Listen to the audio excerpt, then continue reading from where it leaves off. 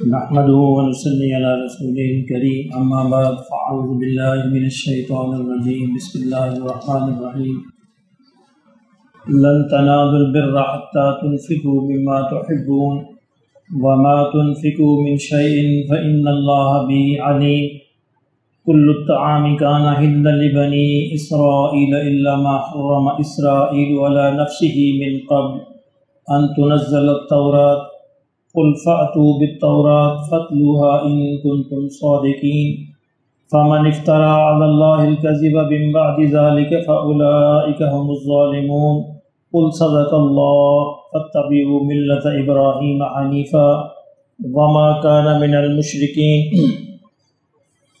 إن أول بيت وضع للناس الذي ببكة مباركا وهدى للعالمين فيه آيات بينات مقام إبراهيم ومن دخله كان آمنا ولله على الناس حج البيت من استطاع إليه سبيلا ومن كفر فإن الله غني عن العالمين صدق اللہ العظیم۔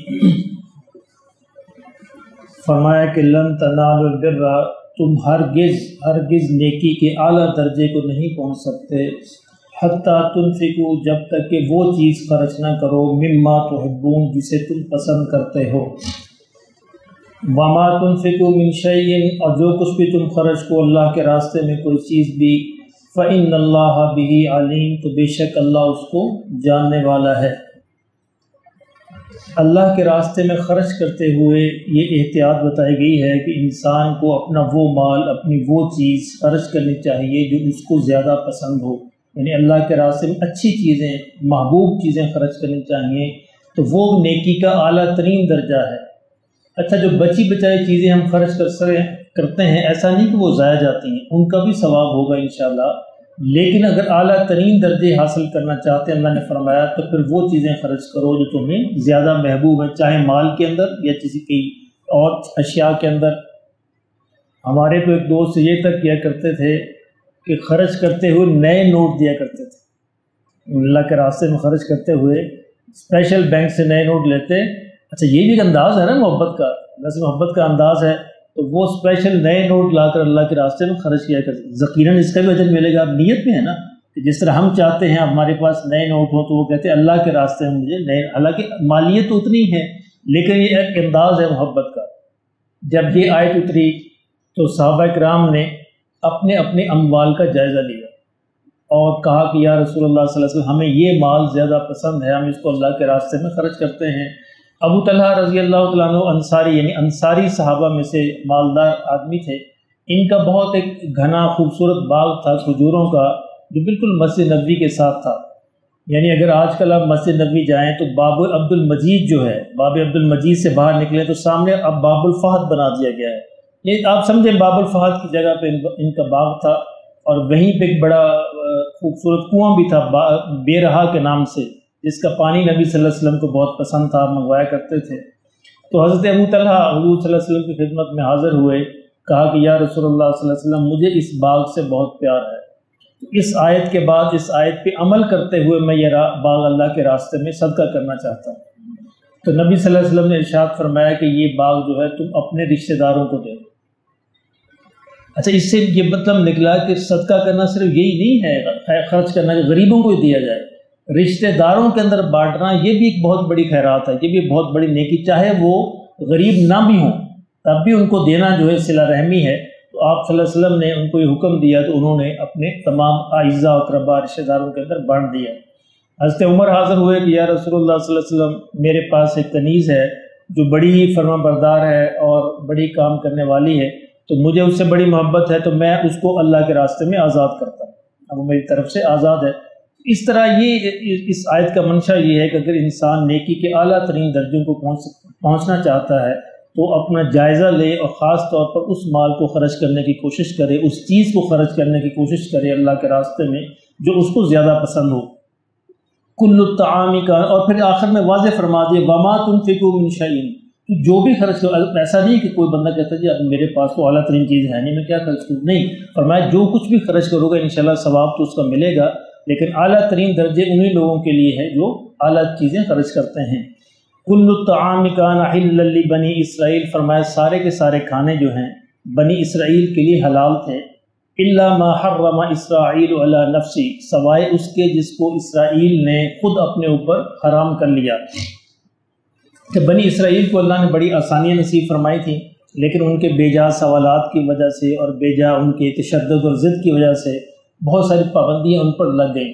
اللہ نے فرمایا کہ ان کے لیے ہم نے ساری چیزیں حلال کی تھیں۔ آج کل جو یہ حرام سمجھتے ہیں، یعنی اونٹ کا گوشت کھانا حرام سمجھتے تھے، خرگوش کھانا حرام سمجھتے تھے، اور بھی اس طرح کی چیزیں، تو یہ فرمایا حلال تھیں، یہ خود انہوں نے اپنے اوپر حرام کی ہیں۔ الا ما حرم اسرائیل، اب اس میں علماء نے دو تفسیریں کی ہیں۔ ایک تو اسرائیل حضرت یعقوب علیہ السلام کا لقب ہے، ان کا نام بھی ہے، دوسرا نام سمجھے، لقب سمجھے۔ اسرائیل کا مطلب ہوتا ہے اللہ کا بندہ، بالکل عبداللہ جس طرح ہے، عبرانی میں اسرائیل اللہ کے بندے کو کہتے ہیں۔ اس میں دو مفسرین نے دو مطلب بیان کیے ہیں، یہاں اسرائیل سے مراد بھی بنی اسرائیل ہی ہے، اور دوسرا حضرت یعقوب علیہ السلام ہے کہ حضرت یعقوب علیہ السلام نے اپنی کسی بیماری کی وجہ سے اونٹ کا گوشت کھانا چھوڑ دیا تھا، تو بعد میں آنے والے ان کے پیروکاروں نے سمجھا کہ شاید یہ حرام ہے، ناجائز ہے، تو انہوں نے اس کو مستقلی حرام ٹھہرا دیا۔ اللہ نے یہاں پہ وہی بات ارشاد فرمائی کہ یہ سارے کھانے حلال تھے، سوائے اس کو جس کو اسرائیل یعنی یعقوب علیہ السلام نے اپنے اوپر حرام کر لیا کسی وجہ سے، یا بنی اسرائیل نے مجموعی طور پر حرام کر لیا۔ علی نفسہ من قبل ان تنزل التوراۃ، تورات کے اترنے سے پہلے۔ تورات کس پہ نازل ہوئی؟ موسیٰ علیہ السلام پہ، اور موسیٰ علیہ السلام اور ابراہیم علیہ السلام کا سینکڑوں سال کا درمیان کا واسطہ ہے۔ اب اس سے پہلے کی یہ بات کر رہے ہیں کہ پہلے یہ حرام ہو گیا، اللہ نے فرمایا یہ تو تورات سے پہلے کی بات ہے۔ قل فأتوا بالتوراۃ، فرمایا پھر اچھا پھر تم تورات کو لے آؤ، فاتلوہا، اس کو تلاوت کرو، پڑھو، ان کنتم صادقین، اس میں یعنی دکھا دو اگر اس کے اندر یہ حرام لکھا ہوا، یہ تم نے خود اپنے اوپر حرام کیا ہے، اللہ کی کتاب کے اندر، اللہ کے حکم کے اندر یہ موجود نہیں ہے۔ یہ اصل میں یہود یہ اعتراض کرتے تھے نبی صلی اللہ علیہ وسلم پر، ایک طرف سے تم کہتے ہو جی آپ جی ہم موسیٰ علیہ السلام کو مانتے ہیں، ہم تورات کو مانتے ہیں، تو تورات میں تو حرام ہے ان کا گوشت کھانا، پھر تم کیسے کہتے ہو؟ اللہ نے فرمایا لے آؤ پھر تورات۔ یہ ساری باتیں بناتے ہیں، اصل میں حقیقت نہیں ہے، یہ انہوں نے اپنے اوپر خود حرام کیا ہے۔ اگر واقعی تورات میں ہے تو اللہ نے فرمایا کہ تورات دکھا دو، سب کے سامنے موجود ہے۔ فَمَنِ افْتَرَىٰ عَلَى اللَّهِ الْكَذِبَ مِن بَعْدِ ذَلِكَ، فرمایا اس ساری حقیقت کے بعد بھی جو اللہ پر جھوٹ باندھے، فَأُولَٰئِكَ هُمُ الظَّالِمُونَ، تو یہی لوگ اصل ظالم ہیں۔ یہ سیدھا جھوٹ ہے، نہ تورات کے اندر ہے، نہ کسی اور آسمانی کتاب میں ہے، یہ خود انہوں نے اپنی چیزیں اپنے اوپر حرام ٹھہرا لی ہیں، اور آپ لوگوں کو یہ کہتے ہیں کہ اللہ کی کتاب میں ہے۔ قل صدق اللہ، فرمایا آپ ان سے بتا دیجئے کہ اللہ نے سچ فرمایا۔ فاتبعوا ملت ابراہیم حنیفا، تم سارے کے سارے ابراہیم علیہ السلام کی جو ملت ہے، دین ہے، اس کی پیروی کرو، جو حنیف تھے، بالکل یکسو تھے، شرک سے بالکل بیزار تھے، پاک تھے۔ یعنی یہ سارے کے سارے مذاہب جو ہیں، یہودیت ہو، عیسائیت ہو، اسلام ہو، ان کے پیچھے ابراہیم علیہ السلام کھڑے ہیں، یہ سارے اور دین اسلام کو تو دین ابراہیمی کہا جاتا ہے۔ نبی صلی اللہ علیہ وسلم پر میں دین ابراہیم پر ہوں، فرمایا کہ یہ دین ابراہیم وہی دین ہے جس پر ابراہیم علیہ السلام قائم تھے، اور ابراہیم علیہ السلام نے ایسی کوئی پابندیاں عائد نہیں کی تھی۔ یہ تم ان سے پہلے کی باتیں کر رہے ہو، تورات تو بعد میں نازل ہوئی، تو تورات کے اندر بھی ایسی کوئی بات موجود نہیں ہے۔ وَمَا كَانَ مِنَ الْمُشْرِكِينَ، اور ابراہیم علیہ السلام معاذ اللہ مشرکین میں سے ہرگز نہیں تھے۔ إِنَّ أَوَّلَ بَيْتٍ وُضِعَ لِلنَّاسِ، فرمایا کہ سب سے پہلا گھر جو لوگوں کے لیے اللہ کا بنا، وہ بنایا گیا، ٹھہرایا گیا، لَلَّذِي بِبَکَّۃَ، یہ وہی ہے جو مکہ کے اندر، یہ مکہ کا پرانا نام ہے، بکہ بھی کسی زمانے میں کہا جاتا تھا۔ فرمایا سب سے پہلے اللہ کا گھر جو بنایا گیا وہ یہ وہی ہے جو مکہ کے اندر موجود ہے، مبارکن، یہ بڑی برکت والا ہے، وَہُدًى لِلْعَالَمِينَ، اور لوگوں کے لیے، انسانوں کے لیے اس میں ہدایت ہے۔ بیت المقدس تو اس کے بعد میں بہت کئی سو سال کے بعد میں بنا، اور بیت المقدس کو بھی اس طرح بنایا گیا کہ اس کا قبلہ بھی قبلے کی طرف تھا۔ جس طرح ہم اپنی مسجدیں بناتے ہیں، اس کا رخ ہم قبلے کی طرف رکھتے ہیں، تو بیت المقدس کو جب سلیمان علیہ السلام نے بنایا تو اس کا رخ بھی بیت اللہ کی طرف رکھا تھا۔ فیہ آیات بینات، فرمایا کہ یہ مقام ایسا ہے کہ اس میں اللہ کی کھلی ہوئی نشانیاں موجود ہیں ہدایت کی۔ مقام ابراہیم، اور اس میں ابراہیم کا مقام بھی ہے۔ اب مقام ابراہیم سے مراد بھی مفسرین نے دو مطلب لکھے ہیں۔ ایک مطلب تو وہی ہے جو عام لیا جاتا ہے کہ جی وہ پتھر ہے جس پر ابراہیم علیہ السلام کے پاؤں کا نشان ہے، آج بھی محفوظ ہے، اب وہ ایک چوکٹے کے اندر اس کو محفوظ کر دیا گیا ہے۔ اور ایک اس سے مراد یہ لی گئی ہے کہ یہ ابراہیم علیہ السلام کا مسکن ہے، ابراہیم علیہ السلام یہیں پہ رہا کرتے تھے، تو ان کی وجہ سے بھی اللہ نے اس مقام کو برکت دی ہے۔ ومن دخلہ کان آمنا، فرمایا جو بھی اس مقام میں، اس حرم میں آ جائے وہ امن میں آ جاتا ہے۔ تو یہ شریعت کا یہ مسئلہ ہے کہ جو حرم کے اندر داخل ہو جائے اس کو کچھ نہیں کہا جائے گا، آج چاہے آپ کا دشمن ہی کیوں نہ ہو، اس پر کوئی حملہ نہیں کیا جائے گا، وہ محفوظ رہے گا، مامون رہے گا۔ اور یہ روایت قریش کے اندر بھی موجود تھی، چاہے ان کا جانی دشمن بھی آ جاتا پھر بھی حرم کے اندر وہ اس پر کوئی حملہ نہیں کرتے تھے، اس کو کچھ نہیں کہتے تھے۔ وَلِلَّهِ عَلَى النَّاسِ حِجُّ الْبَيْتِ، فرمایا کہ لوگوں پر اس گھر کا حج فرض ہے۔ من استطاع الیہ سبیلا، وہ جس کے اوپر استطاعت موجود ہو۔ یہ وہ آیت ہے جو حج فرض کرتی ہے۔ پانچواں جو رکن ہے اسلام کا اس آیت کے روح سے ہے کہ اللہ نے فرمایا جو استطاعت رکھتے ہوں ان کے لیے اس گھر کا حج کرنا فرض ہے۔ استطاعت سے کیا مراد؟ تین چیزیں ہیں استطاعت میں۔ استطاعت سے پہلی چیز کہ بندے کی صحت ٹھیک ہو، جسمانی طور پر ٹھیک ہو، صحت ہو، سفر کرنے کے قابل ہو۔ دوسری چیز مالی استطاعت موجود ہو، گھر کا خرچ بھی موجود ہو، آنے جانے کا خرچ بھی موجود ہو۔ اور تیسری چیز کا راستہ محفوظ ہو، آنے جانے کا راستہ جو یعنی ہو سکتا ہے کچھ درمیان میں جنگ لگی ہو تو پھر بھی سفر یعنی سفر جس طرح یہ کووڈ کے زمانے میں وہ راستہ محفوظ نہیں تھا، انسان سفر نہیں کر سکتا تھا۔ تو یہ تین شرطیں اگر پوری ہیں، صحت بھی موجود ہے، مال بھی موجود ہے، راستہ بھی محفوظ ہے، تو پھر حج فرض ہو جاتا ہے۔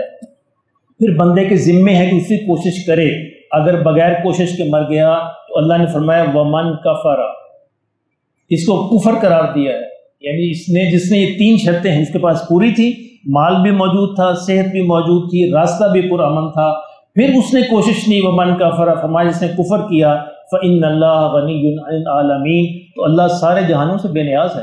اللہ کو اسے کیا پرواہ ہے؟ اللہ کی کوئی پرواہ نہیں ہے۔ وہ اس نے اپنے لیے جانا تھا، نہیں گیا تو اپنا نقصان کیا۔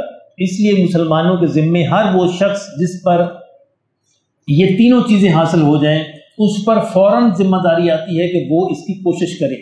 کوشش کے بعد نہیں جا سکا، کوئی مسئلہ پیش آ گئی ہے الگ بات ہے، لیکن کوشش کرنا اس کا ذمہ۔ مثلا اسے اپلائی کیا، نہیں قرآن اندازی کے اندر نام آیا تو کم از کم وہ کوشش اس کی اللہ کے ہاں مقبول ٹھہرے گی، اگلے سال پھر کوشش کرے، پھر کوشش کرے، کیونکہ حالات کا پتہ نہیں کہ حالات موجود نہ رہیں اور یہ موت آن ٹھہرے۔ اور اگر موت آ جائے اور بندے پہ حج فرض تھا، یہ سارے وسائل موجود تھے، تو اللہ کے آگے پھر وہ جواب دہ ہوگا۔ اس لیے یہ حج، اس میں عام طور پر ہم بڑی غفلت کرتے ہیں۔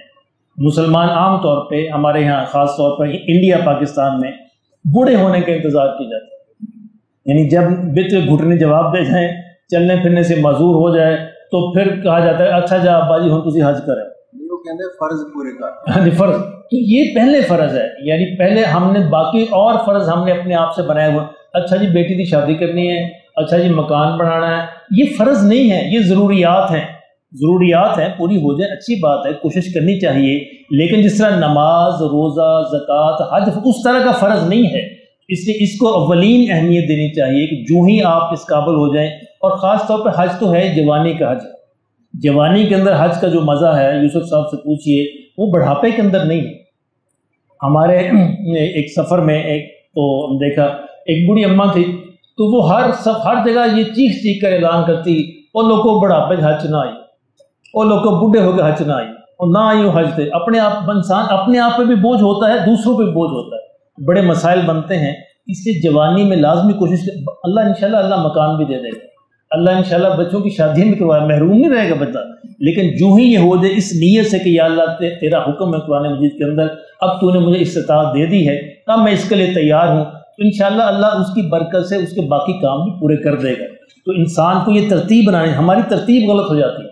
ہم پہلے جناب بچوں کی شادی کا انتظار کرتے ہیں، پہلے مکانوں کا انتظار کرتے ہیں، یوں انتظار کرتے ہیں، ساری ترتیب الٹ جاتی ہے۔ اگر اس ترتیب سے رکھے تو اللہ انشاءاللہ اس کے فضل سے باقی راستے بھی کھول دے گا۔ بلکہ ایک حدیث آتی نبی صلی اللہ علیہ وسلم نے فرمایا جس کا مفہوم یہ ہے، یہ چاہتا ہے کہ اس کو مال کے اندر وسعت ملے، فراخی ملے، وہ زیادہ حج اور عمرے کرے۔ حج عمرے بھی یہ برکت لانے کا سبب ہے مال کے اندر، اللہ ہمیں نصیب فرمائے۔